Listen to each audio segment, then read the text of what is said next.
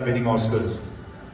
So if you see Clint Eastwood, you see Mel Gibson, you see Kevin Costner, you see so many of the actors who you would have never thought, but they became great directors. So there's an inherent. So what I'm trying to say is that one could never stop at being just an actor.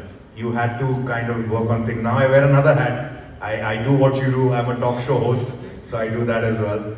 Lovely. So I'm going to ask you a difficult question now. Apart from Salman Khan, who is your favorite actor in the industry? Well, all-time favorite would be Mr. Amitabh Bachchan, but there's no two ways about it.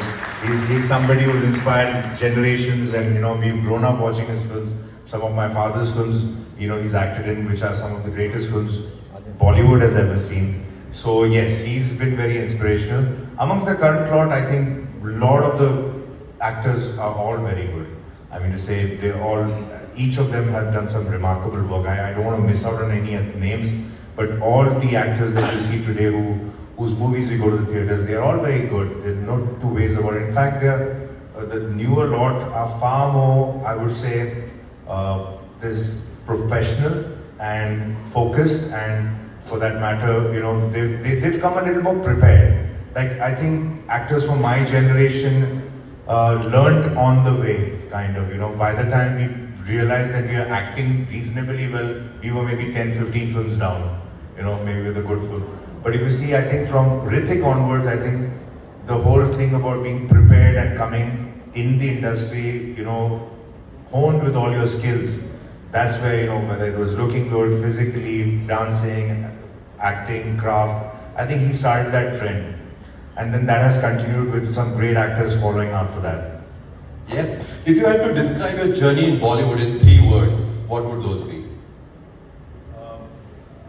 I'm very happy with whatever has happened in my life. I'm very grateful to whatever has happened. I mean to say, I just look, like I said, it's easy. You must have always heard people say, don't compare yourself with other people, otherwise you'll probably, that's not the way to go.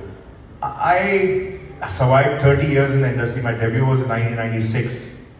Okay, and I still work, and I think that's the great thing, that films still come my way. There's a lot of things that I do. There have been some of my contemporaries who are my colleagues who started with me today, probably are not around for some reason. So just the fact that you're there, you're in the thick of things, you're working enough to be happy and grateful. And you never know when things, the way you want them, can just turn around. Dabang did that to me. I mean to say, there was overnight success.